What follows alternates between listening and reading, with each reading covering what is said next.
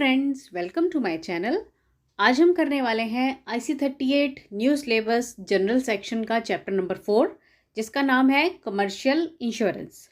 इस चैप्टर में हम बिजनेस से रिलेटेड अलग अलग तरह की इंश्योरेंस के बारे में बात करेंगे। चैप्टर में जो हम टॉपिक्स कवर करने वाले हैं वो इस प्रकार है: property and fire insurance, business interruption insurance, burglary insurance, money insurance, fidelity guarantee insurance, bankers indemnity insurance, jewelers block policy, engineering insurance, industrial all risks insurance, marine insurance and liability policies।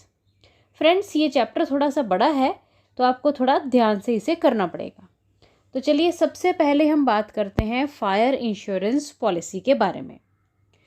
So, fire insurance policy is suitable for commercial establishments as well as for the owner of the property and for individuals, financial institutions who have financial interest in the property। तो देखिए, जैसे नाम से ही पता चल रहा है, fire insurance policy एक ऐसी इंश्योरेंस पॉलिसी है जो कि प्रॉपर्टी को फायर से होने वाले नुकसान से कवरेज प्रदान करती है। और अलग अलग कैटेगरी के लोग जो हैं, चाहे वो फाइनेंशियल इंस्टीट्यूशन है या कोई इंडिविजुअल है, तो वो इसे ले सकते हैं और अपनी प्रॉपर्टी को फायर से कवरेज दिलवा सकते हैं। नेक्स्ट है कि जो अलग अलग वेरिएंट्स आ जाते हैं फायर पॉलिसी में, वो क्या क्या हैं। तो देखिए, वेरिएंट्स जो हैं वो हैं market value basis policy, reinstatement value policies, declaration policy and floater policy। ये सभी फायर पॉलिसी के वेरिएंट्स हैं। नेक्स्ट हम बात करेंगे बिजनेस इंटरप्शन पॉलिसी के बारे में, जिसे हम कॉन्सिक्वेंशियल लॉस पॉलिसी भी कहते हैं। और ये पॉलिसी जो बिजनेस में ग्रॉस प्रॉफिट है उस पर कवरेज प्रोवाइड करती है। नेक्स्ट है बर्गलरी पॉलिसी। इसका मतलब है ऐसी पॉलिसी जो बिजनेस प्रेमिसेस जैसे कि factory, shop, offices, warehouses या गोडाउन्स वगैरह में जहाँ पे कुछ स्टॉक पड़ा है, कुछ सामान पड़ा हुआ है, वहाँ पर अगर चोरी हो जाती है तो जो बर्गलरी पॉलिसी है ये उस चोरी से हुए नुकसान में कवरेज प्रोवाइड करती है। नेक्स्ट है जी आपकी मनी इंश्योरेंस पॉलिसी। तो इसे इस तरह से डिज़ाइन किया गया है कि अगर कुछ लॉसेस हो जाएं जो कि cash, cheque, postal order, postal stamps वगैरह के अकॉर्डिंग है, तो उनमें जो इंश्योरेंस होगी, मतलब इन सभी चीज़ों की जो इंश्योरेंस होगी, उसे हम मनी इंश्योरेंस पॉलिसी की कैटेगरी में रखते हैं। मनी इंश्योरेंस पॉलिसी जो है ये 2 सेक्शंस में डिवाइडेड है। एक तो है ट्रांजिट सेक्शन और दूसरा है प्रेमिसेस सेक्शन। नेक्स्ट हम बात करेंगे फिडेलिटी गारंटी इंश्योरेंस की। देखिए, जो फिडेलिटी गारंटी इंश्योरेंस है ये कवरेज देती है एम्प्लॉयर्स को against the financial losses suffered by them due to fraud और dishonesty of their employees by forgery. तो देखिए, इसका मतलब हुआ कि कोई एम्प्लॉयर है, उसने अपने एम्प्लॉयज़ रखे हुए हैं। अब एम्प्लॉयज़ उसके साथ कोई धोखाधड़ी करते हैं, कोई फ्रॉड करते हैं, ठीक है ना। तो उससे जो एम्प्लॉयर को फाइनेंशियल लॉसेस होंगे, उनसे जो सुरक्षा प्रदान करने वाली पॉलिसी है उसे फिडेलिटी गारंटी इंश्योरेंस कहा जाता है। अब ये जो फिडेलिटी गारंटी इंश्योरेंस है इसके कुछ टाइप्स हैं, जो कि हैं individual policy, collective floating policy, positions policy and blanket policy. Next हम बात करेंगे बैंकर्स इंडेमनिटी इंश्योरेंस पॉलिसी के बारे में। अब ये जो बैंकर्स इंडेमनिटी इंश्योरेंस पॉलिसी है ये एक कॉम्प्रिहेंसिव कवर प्रदान करती है। किसे? ड्राफ्टेड फॉर द बैंक्स, यानी कि ये स्पेशली बनाई गई है बैंक्स के लिए, देन NBFCs के लिए एंड अदर इंस्टीट्यूशंस जो कि मनी रिलेटेड मामलों में डील करते हैं, जहाँ पर पैसे का और पैसे की सुरक्षा का कुछ रिस्क वगैरह रहता है, तो ऐसे इंस्टीट्यूशंस को स्पेशल कॉम्प्रिहेंसिव कवरेज देने के लिए बैंकर्स इंडेमनिटी पॉलिसी बनाई जाती है। अब नेक्स्ट हम बात करेंगे इंजीनियरिंग इंश्योरेंस के बारे में। अब इसमें कुछ मेजर पॉलिसीज़ आ जाती हैं जो कि हैं contractors all risk policy, contractors plant and machinery policy, erection all risk policy, machinery breakdown policy etcetera.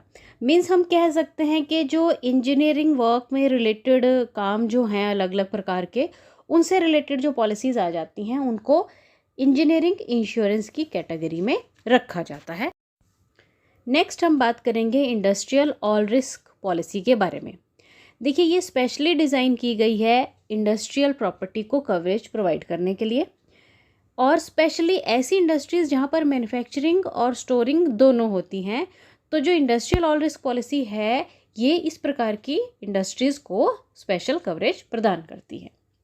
Next है मेराइन इंश्योरेंस, और मेराइन इंश्योरेंस जो है ये दो कैटेगरीज़ में डिवाइडेड है।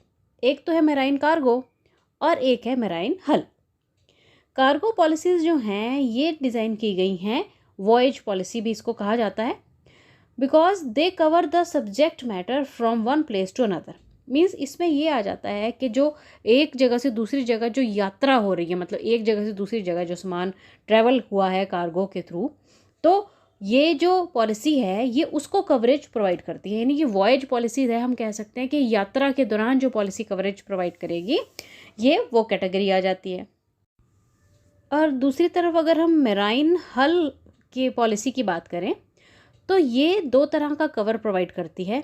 एक तो ये पर्टिकुलर वॉयज के लिए, यानी कि एक पर्टिकुलर यात्रा हो रही है उसके दौरान कवरेज प्रोवाइड करने वाली होती है, और दूसरी जो मेराइन हल के अंडर आती है ये एक पर्टिकुलर टाइम पीरियड के लिए होती है।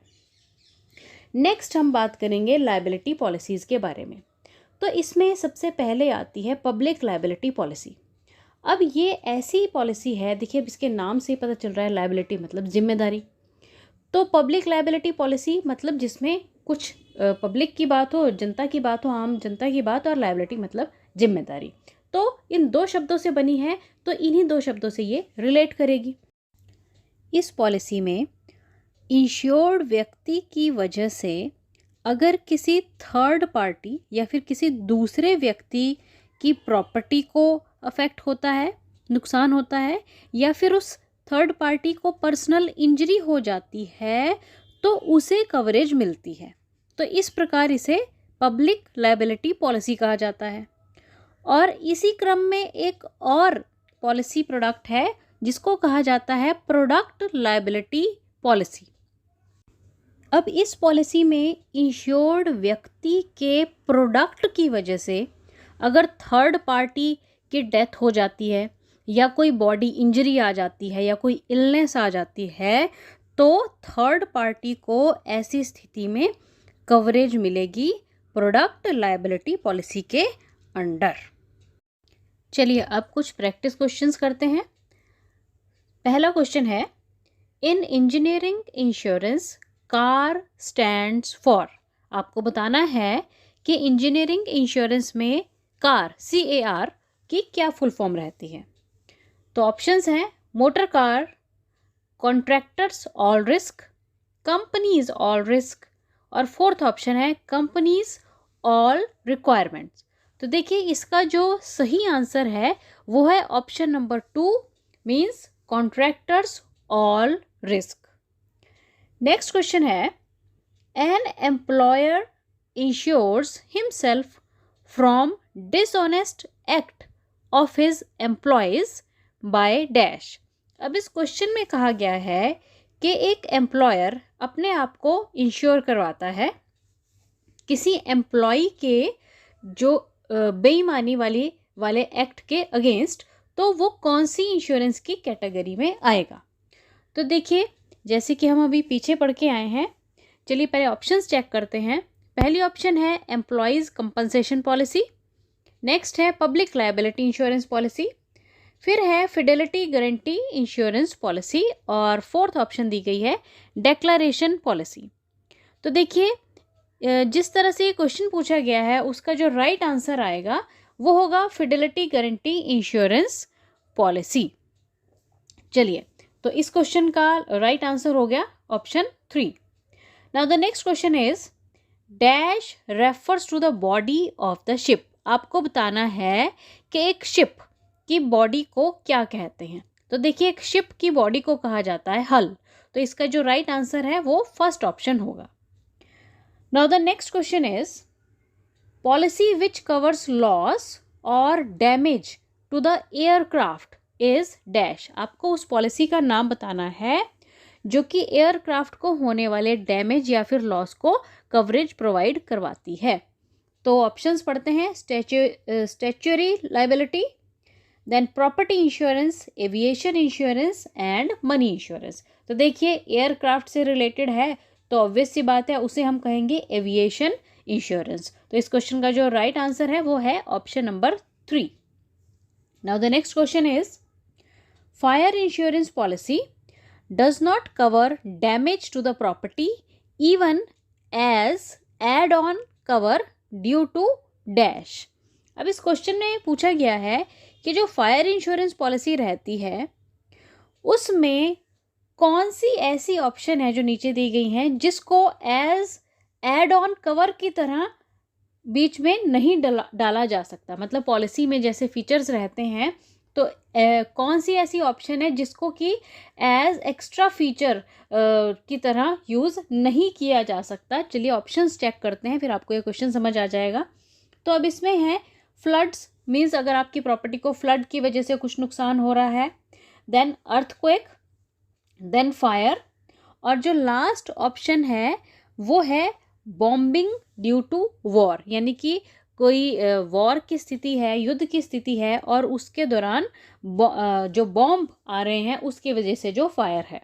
तो देखिए, इसमें जो सही आंसर है इस क्वेश्चन का वो फोर्थ ऑप्शन आएगी, क्योंकि फ्लड की वजह से नुकसान है या अर्थक्वेक या फायर की वजह से है तो उनको तो एज एड ऑन कवर की तरह लिया जा सकता है। पर अगर युद्ध की स्थिति है और उसमें बॉम्बिंग हो रही है तो उसे एड ऑन कवर की तरह फायर इंश्योरेंस में यूज़ नहीं किया जा सकता है। तो इसका जो राइट आंसर है वो ऑप्शन 4 है। Now the next question is consequential loss और फायर पॉलिसी कवर्स। आपको बताना है कि जो कॉन्सिक्वेंशियल लॉस है उसमें किस किस चीज़ को कवरेज मिलेगी। तो चलिए चेक करते हैं options. Loss of profit due to damage to factory, then loss of goodwill, material wear and tear in the machinery, losses due to foreign exchange fluctuations। तो देखिए, consequential loss में जो कवरेज मिलती है वो मिलती है कि अगर फैक्ट्री में कुछ डैमेज वगैरह हो गया है और उसके वजह से प्रॉफिट में लॉसेज आई हैं तो उनमें जो कवरेज है वो कॉन्सिक्वेंशियल लॉस पॉलिसी कवर करती है। तो इसका जो राइट आंसर है वो ऑप्शन नंबर 1 होगा। Now next question is premium in burglary depends upon. आपको बताना है कि जो बर्गलरी इंश्योरेंस रहती है उसमें जो प्रीमियम बनता है वो किस चीज़ पर डिपेंड करता है। तो फर्स्ट ऑप्शन है security measures, then location of premises, then nature of the property, और फोर्थ ऑप्शन कह रही है ऑल ऑफ अबव। तो देखिए, जो बर्गलरी इंश्योरेंस में प्रीमियम है वो फर्स्ट, सेकंड और थर्ड तीनों ही ऑप्शंस पर डिपेंड करेगा कि सिक्योरिटी मेजर्स क्या हैं, फिर जो प्रेमिसेस है उसकी लोकेशन क्या है, और जो प्रॉपर्टी जिसकी इंश्योरेंस आप करवा रहे हैं उसकी किस प्रकार की नेचर है। तो इन तीनों पर ही जो प्रीमियम है वो डिपेंड करेगा। तो इसका जो राइट आंसर है वो ऑप्शन 4 आएगा, that is all of above. Next question is contractors all risk policy is a variation of dash. आपको बताना है कि जो कॉन्ट्रैक्टर्स ऑल रिस्क पॉलिसी रहती है वो कौन सी जो नीचे दी गई ऑप्शंस हैं उनकी वेरिएशन में आएगी या किसका वो वेरिएंट आएगा। तो चेक करते हैं, fire insurance, life insurance, engineering insurance and marine insurance. तो देखिए, फायर इंश्योरेंस अलग चीज़ है, लाइफ इंश्योरेंस तो टोटली डिफरेंट है, और मेराइन इंश्योरेंस रहती है जो पानी वाले जहाज रहते हैं उनकी इंश्योरेंस। तो ऑप्शन बची हमारे पास थर्ड। तो ये जो क्वेश्चन है इसका राइट आंसर आएगा option number 3 engineering insurance. Next question is employees compensation policy is a type of. आपको बताना है कि जो एम्प्लॉयज़ कॉम्पनसेशन पॉलिसी रहती है वो कौन सी कैटेगरी में आती है। चलिए ऑप्शंस देखते हैं। Liability insurance, fire insurance, marine cargo insurance and engineering insurance. तो देखिए एम्प्लॉयज़ कॉम्पनसेशन पॉलिसी सीधी सी बात है लायबिलिटी इंश्योरेंस के अंडर आएगी। तो इसका जो राइट आंसर है वो है option number 1, that is liability insurance. Now the next question is money insurance policy covers. Money insurance policy जो है वो किसको कवरेज प्रोवाइड करती है। ऑप्शंस हैं cash in hand, money invested in the mutual funds, money laying in the saving bank and money deposited with the post office. तो देखिए जो मनी इंश्योरेंस पॉलिसी है वो कवरेज प्रोवाइड करती है जो भी कैश या कैश की फॉर्म जैसे चेक हो गए या पोस्टल ऑर्डर हो गए या फिर पोस्टल स्टैम्प्स होगी जो इन हैंड है, तो ये उसको कवरेज प्रोवाइड करती है। ये ऐसी मनी को कवरेज प्रोवाइड नहीं करती जो कहीं पर इन्वेस्टेड है, चाहे वो बैंक में है या पोस्ट ऑफिस में है या कहीं और है। तो ये जो भी मनी या फॉर्म ऑफ द मनी आपके हाथ में है, आपके पास है, इन हैंड है, उसको कवरेज प्रोवाइड करती है। तो इसका राइट आंसर ऑप्शन नंबर 1 आएगा। तो चलिए अब लास्ट में आप लोगों के लिए एक बोनस क्वेश्चन है, तो आपको इस बोनस क्वेश्चन को ध्यान से पढ़ना है और फिर इसका जो राइट आंसर है वो मुझे आपको कमेंट करके बताना है। तो क्वेश्चन पढ़िए पहले। तो इसमें पूछा गया है कि which of the following are the variants of fire policy. Options दी गई हैं 4 और सही आंसर जो है वो आप मुझे फटाफट से कमेंट करके बताएं। Thank you and best of luck.